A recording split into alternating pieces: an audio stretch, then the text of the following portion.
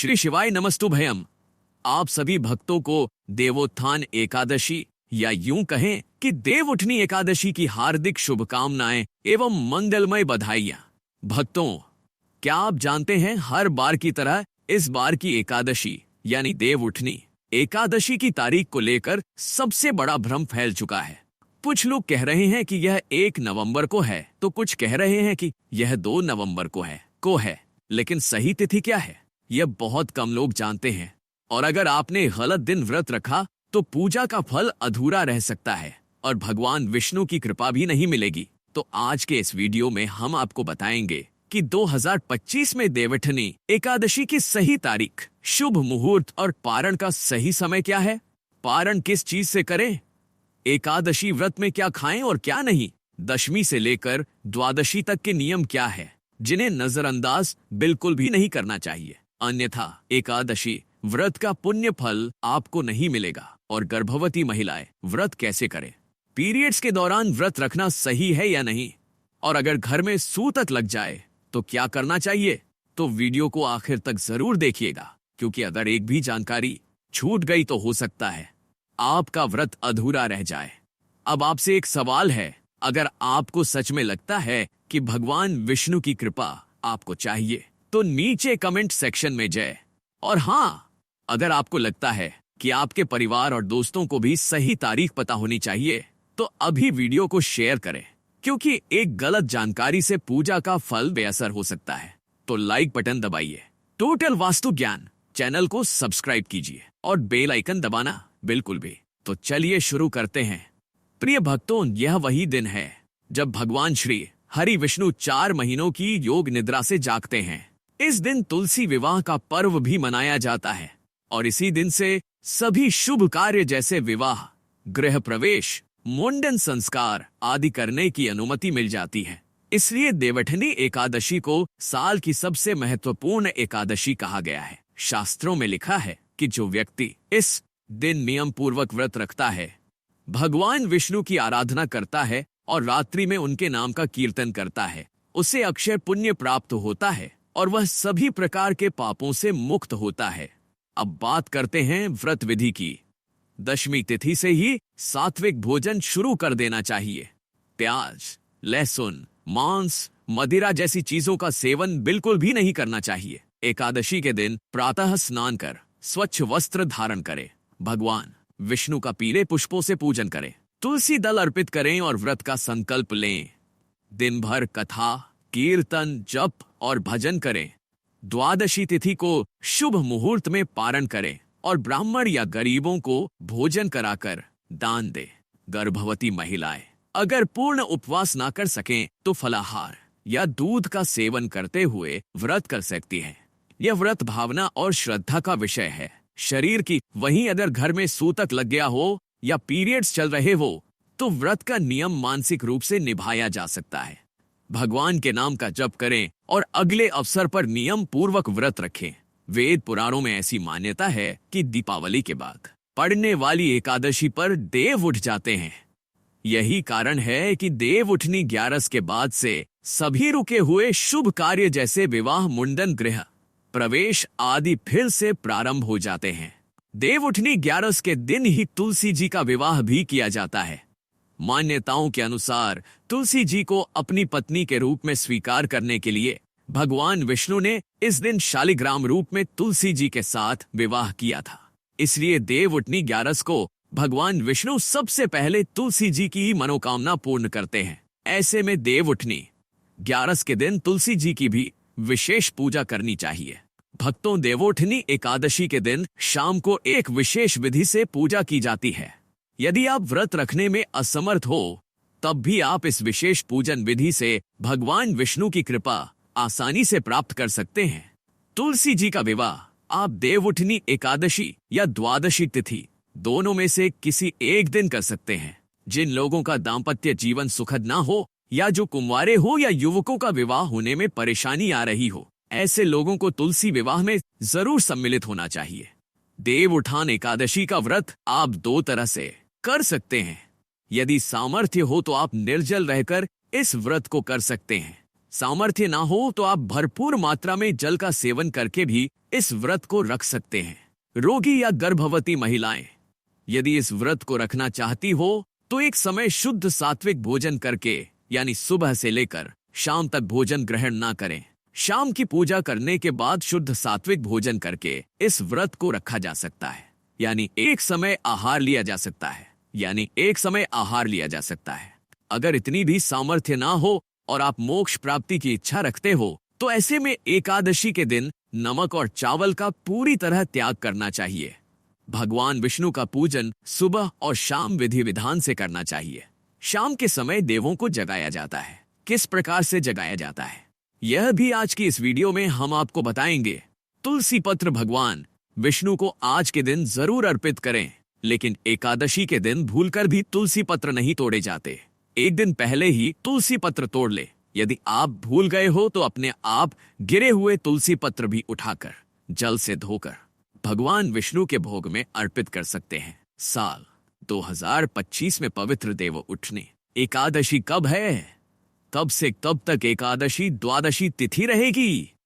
व्रत पारण करने का यानी व्रत खोलने का शुभ मुहूर्त क्या रहेगा और तुलसी विवाह का समय कब से कब तक रहेगा, यह सब जानकारी हम आगे बताएंगे।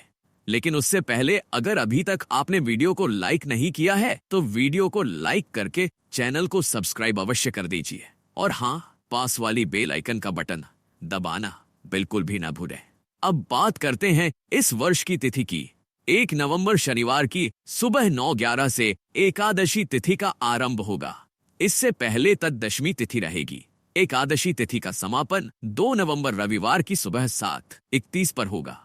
अब यहाँ ध्यान देने वाली बात यह है कि कई कैलेंडरों में व्रत 1 नवंबर शनिवार को बताया गया है, परंतु वह दशमी तिथि युक्त एकादशी है जो शुद्ध नहीं तो कार्तिक मास के शुक्ल पक्ष की देवोत्थान एकादशी तिथि इस बार आ रही है 1 नवंबर 2025 शनिवार के दिन। लेकिन हम एकादशी व्रत का पालन करेंगे 2 नवंबर 2025 रविवार के दिन। और ऐसा क्यों है? तो देखिए, इस बार की जो एकादशी है वह त्रिस्पृशा महाद्वादशी है। इसका अर्थ है कि ऐसी एकादशी तिथि जो अगले दिन द्वादशी के सूर्योदय तक विस्तारित हो रही है, और इतना ही नहीं, जो द्वादशी तिथि है वह अगले दिन त्रयोदशी के सूर्योदय तक विस्तारित हो रही है। और यह संयोग एक विशेष नक्षत्र में बनता है और इस बार यह शतभिषा नक्षत्र में पड़ रही है जो कि शाम को 6:20 तक रहेगा और उसके बाद पूर्व भाद्रपद नक्षत्र आरंभ हो जाएगा। और इसी कारण से इस एकादशी को त्रिस्पशा महाद्वादशी कहा जाता है। संपूर्ण वर्ष में इस प्रकार की कुल 8 महाद्वादशी तिथियां आती हैं और उनमें से एक है यह देवोत्थान एकादशी। इसलिए भले ही देवोठनी एकादशी का प्रारंभ 1 नवंबर से हो रहा हो, लेकिन फिर भी एकादशी का पूर्ण और वास्तविक फल अगर प्राप्त करना चाहते हैं तो हम इसका पालन 2 नवंबर 2025 के दिन ही करें। शास्त्रों में वर्णन आता है कि जब इस प्रकार त्रिस्पृशा एकादशी तिथि आती है तो उसका पालन महाद्वादशी के दिन करना चाहिए, यानी एकादशी के दिन नहीं अपितु द्वादशी के दिन एकादशी व्रत का पालन करना चाहिए। पद्म पुराण और मार्कंडेय पुराण में वर्णन आता है कि जो व्यक्ति वर्ष में आने वाली इन 8 मादशियों का पालन नहीं करता है उसे संपूर्ण विश्व के प्रलय होने तक यमपुरी में वास करना पड़ता है। शास्त्रों में यह भी वर्णन आता है कि इस प्रकार महाद्वादशी तिथि जब भी आती है तो भक्तों को महाद्वादशी का सम्मान करना चाहिए, क्योंकि महाद्वादशी के दिन एकादशी व्रत का पालन करने से एकादशी तिथि का फल भी अपने आप मिल जाता है। इसलिए किसी भी प्रकार का संशय मन में मत रखिएगा कि एकादशी का दिन छोड़ के अगले दिन द्वादशी पर ही इस व्रत का पालन करना चाहिए। और गलती से भी इस बार 1 नवंबर को एकादशी व्रत का पालन करने की कोई आवश्यकता नहीं है। अगर आप वास्तव में पुण्य प्रदान करने वाली देवोत्थान एकादशी का यथोचित फल प्राप्त करना चाहते हैं तो इस बार देवोत्थान एकादशी का पालन 2 नवंबर 2025 रविवार के दिन ही किया जाएगा।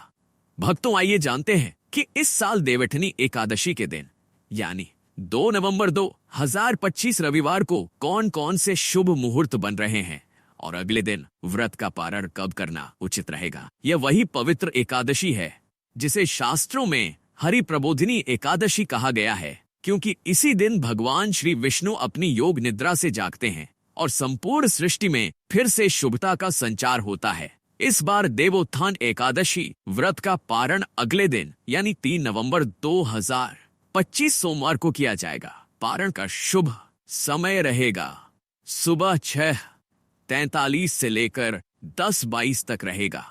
अब जानिए एकादशी तिथि का आरंभ और समाप्ति का समय।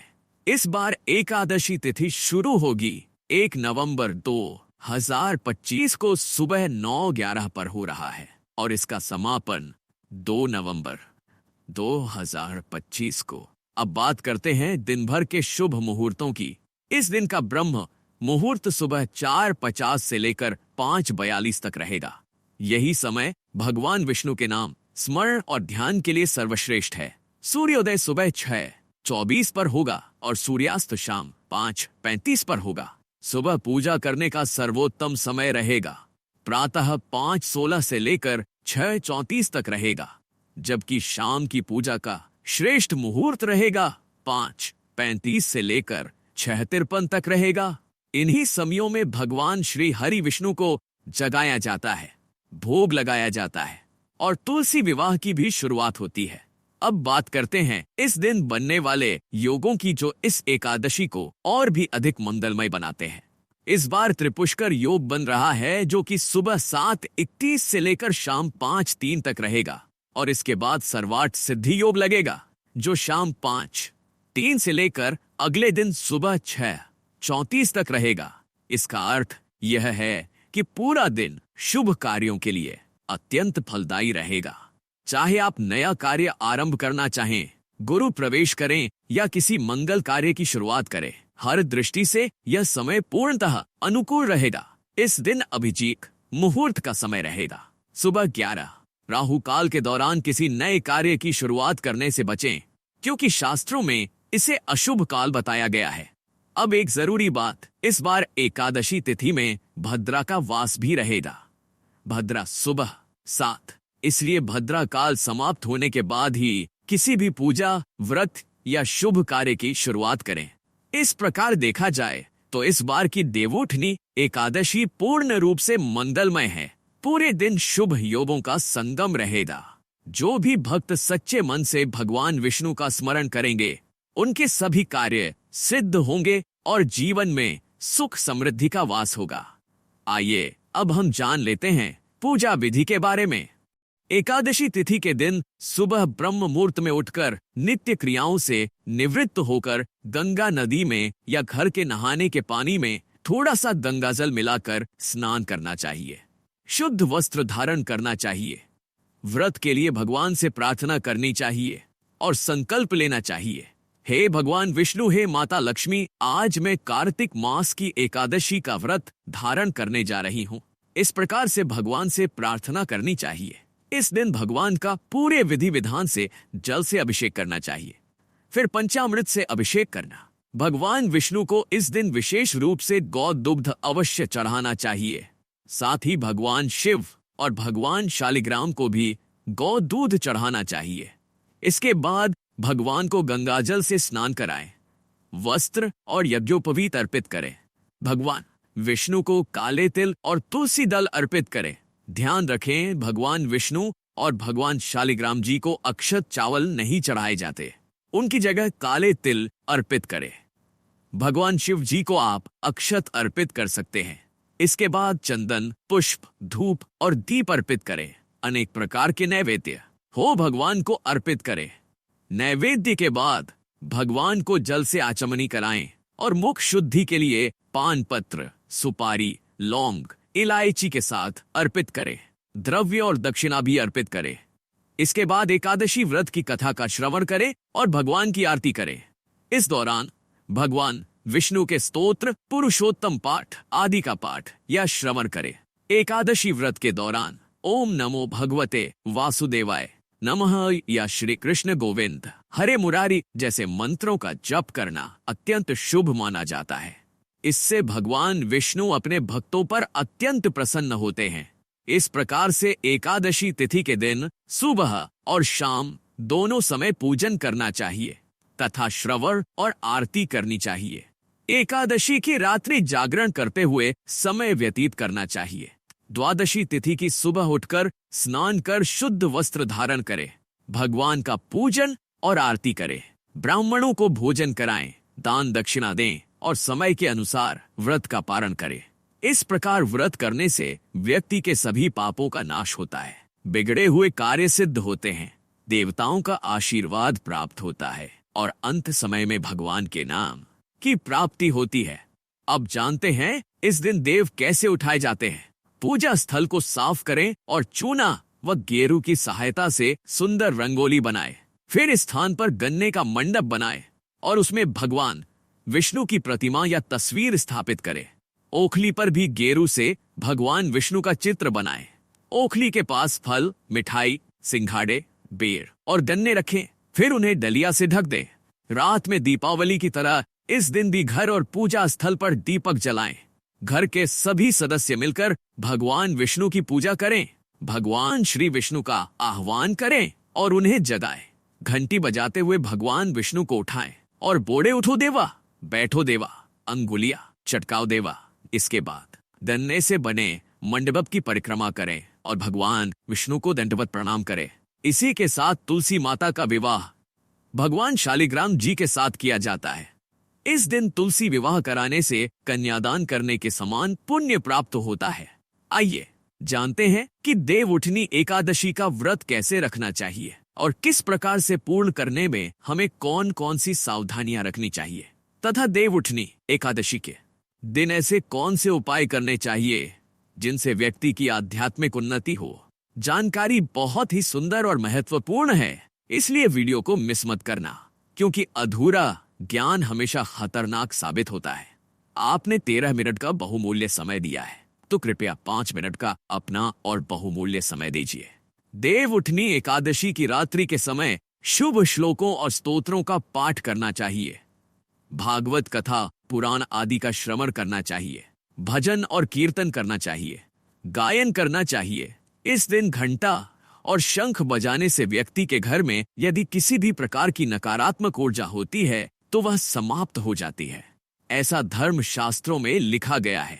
इसलिए इस दिन घंटा और शंख अवश्य बजाना चाहिए। विविध प्रकार की खेल कूद, लीला और नृत्य आदि के साथ ओम नमो भगवते वासुदेवाय नमः मंत्र का उच्चारण जरूर करना चाहिए।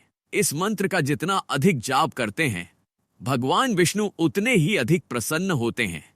पूजन के लिए भगवान का मंदिर या सिंहासन विभिन्न प्रकार की लता, पत्र, फल, पुष्प और बंधनवार से सजाएं। आंगन में देवोत्थान का चित्र बनाएं। सिंघाड़े, गन्ने आदि चढ़ाकर डलिया से ढक दें तथा दीपक जलाएं। ध्यान से सुनिए। इस दिन विष्णु पूजा या पंचदेव पूजा करने का विधान है। आप भगवान विष्णु का पूजन कर सकते हैं, पंचदेव पूजन कर सकते हैं और दीपक व कपूर से आरती कर सकते हैं। यदि आप इतना करने में सक्षम नहीं हैं, तो गन्ने का मंडप बना लीजिए। तुलसी माता की एक गमले में लगी तुलसी रख लीजिए और भगवान शालिग्राम स्थापित कर लीजिए। यदि शालिग्राम उपलब्ध नहीं है तो भगवान श्री कृष्ण जी की मूर्ति रख सकते हैं। अब आप तुलसी माता और भगवान श्री कृष्ण, जो कि शालिग्राम स्वरूप कहे गए हैं, उनका विवाह कर सकते हैं। आपसे जैसे बन पड़े, जैसा आपका सामर्थ्य है, उसी अनुसार भगवान का विवाह करा दीजिए। अब कुछ विशेष उपायों के बारे में बताते हैं। यदि आज के दिन अर्थात देवउठनी एकादशी के दिन तुलसी माता को मोगरा या मुंगरा पुष्प का हार चढ़ाया जाए तो आर्थिक कष्ट दूर होते हैं। जो लोग लंबे समय से आर्थिक परेशानियों से ग्रस्त हैं और कमेंट में पूछते हैं कि गुरुजी, हम काफी आर्थिक कष्ट से परेशान हैं, कृपया आर्थिक कष्ट दूर करने का उपाय बताएं, तो कृपया आर्थिक कष्ट दूर करने का उपाय बताएं। तो केवल एक दिन देवउठनी एकादशी के दिन यदि कोई व्यक्ति सच्चे मन से तुलसी माता को मोगरा या मुंगरा पुष्पों का हार बनाकर अर्पित करता है तो उसके सभी आर्थिक कष्ट दूर हो जाते हैं और पैसों की कभी कमी नहीं होती। यह भी कहा गया है कि इस दिन यदि गुलाब के पुष्पों का हार बनाकर तुलसी माता को चढ़ाया जाए तो शारीरिक और मानसिक दोनों प्रकार के कष्ट दूर होते हैं। तुलसी की जड़ में कच्चा दूध डालने से सभी प्रकार की मनोकामनाएं पूर्ण होती हैं। किसी भी प्रकार की इच्छा या मनोकामना हो वह पूरी हो जाती है। इसलिए आज के दिन सुबह या शाम के समय अर्थात देवउठनी एकादशी के दिन तुलसी की जड़ में कच्चा दूध अवश्य डालें। इससे सभी प्रकार की मनोकामनाएं पूर्ण होंगी। भगवान विष्णु को तुलसी दल से बनी माला पहनाए। इससे हर प्रकार के सांसारिक, भौतिक और अलौकिक सुखों की प्राप्ति होती है। ध्यान रखें, एकादशी के दिन तुलसी के पत्ते नहीं तोड़े जाते, इसलिए एक दिन पहले ही तुलसी पत्र तोड़कर रख ले और भगवान विष्णु को तुलसी दल से बनी माला अवश्य पहनाए। इससे सभी प्रकार की इच्छाएं पूरी होती हैं। आज के दिन यदि तुलसी के पौधे पर कौड़ी की माला बांध दी जाए तो व्यक्ति के जन्मों की गरीबी, कंगाली और दरिद्रता दूर होती है। इस प्रकार देवउठनी एकादशी के व्रत, पूजन और उपायों से व्यक्ति के जीवन में आध्यात्मिक उन्नति, सुख, समृद्धि और मोक्ष की प्राप्ति होती है। दोस्तों, देवउठनी एकादशी के बाद जब तुलसी विवाह का शुभ समय आता है तो इस बार एक सवाल सबको उलझन में डाल रहा है। जब एकादशी द्वादशी को पड़ रही है तो आखिर तुलसी विवाह किस दिन करना सही रहेगा? क्या 2 नवंबर को करें जैसे सब कह रहे हैं, या फिर शास्त्रों के अनुसार कुछ और दिन ज्यादा शुभ है? शास्त्र बताते हैं कि जिस दिन आप एकादशी व्रत का पालन करते हैं उस दिन तुलसी विवाह नहीं करना चाहिए। ऐसे में अगर आप 2 नवंबर 2025 को महाद्वादशी का व्रत रख रहे हैं तो तुलसी विवाह का सबसे उचित समय अगले दिन यानी 3 नवंबर को होगा। इसके अलावा 4 या 5 नवंबर 2025 को भी यह शुभ विवाह विधि पूरी श्रद्धा से की जा सकती है, क्योंकि तुलसी विवाह का समय एकादशी से लेकर पूर्णिमा तक चलता है। यानी इस बार विवाह संपन्न कर सकते हैं। बस ध्यान रहे, भावनाएं सच्ची हो और नियमों का पालन पूरे समर्पण से करें, तभी तुलसी माता और श्री विष्णु का आशीर्वाद सदा आपके घर बना रहेगा। तो यह थी आने वाली देवउठनी एकादशी के विषय में संपूर्ण जानकारी। और अगर हम द्वादशी के दिन एकादशी व्रत रखते हैं तो क्या एकादशी तिथि पर अन्न ले सकते हैं? उससे कोई पाप या अपराध तो नहीं लगेगा। ऊपर से इसी एकादशी के अगले दिन सोम प्रदोष व्रत भी आ रहा है, तो फिर एकादशी का पारण कैसे करेंगे? यह सभी प्रश्नों के जवाब आपको अगली वीडियो में मिलेंगे। इसीलिए वीडियो को लाइक करके चैनल को सब्सक्राइब अवश्य कर लीजिए।